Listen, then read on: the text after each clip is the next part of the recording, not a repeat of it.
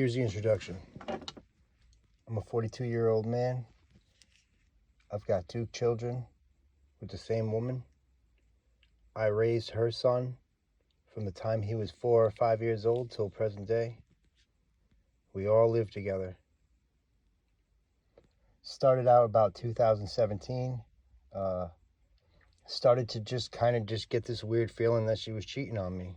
I don't know exactly what it was, but there was a few things that just kind of didn't add up. So long story short, I started looking into this, and it seemed like it was. She had profiles on Adult Friend Finder, and she attended this webinar, which seemed totally benign at the time, but inevitably what I found out was that like this webinar was kind of part of the recruit process. So anyway, we bought a house at the end of 2017 and 2018, and we moved to a town just 1 or 2 towns over from where we were previously, and everything sort of seemed okay at first. But then I noticed that when I would leave in the morning, she would start to get all sorts of messages. I didn't know this at first, but like what I noticed over time, I took a peek into her Facebook messages, and what do you know? I leave at 5:30 in the morning. She'd get messages at 5:35, or they would at least start at that point.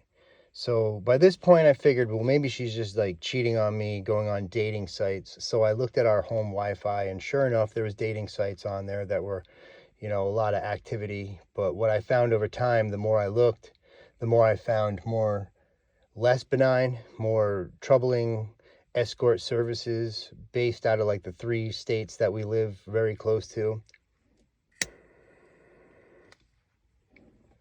There were a lot of evidence towards the activity of Adult Friend Finder and websites, local sex finder, things like that. So I put flags on our Wi-Fi, and sure enough, I found something. So I took a peek at her email one day. Again, I mean, people really rag on me about this, but like when you have your whole life, 20 years dedicated to this person, and you start to see these patterns, it's pretty scary, and you have to consider the fact that you have children together. So I looked, and sure enough, there were images of men and things of that nature with an active profile. So I confronted her, and she has a mental illness that we won't really disclose, but long story short, it always turned into an explosive fight. I've been bloodied and bruised many times over, and I guess people might ask me, well, what the hell are you doing? If you have like evidence and if you have all this problems, well, why are you still there? Well, because I care for this person, and I don't want these things to be true.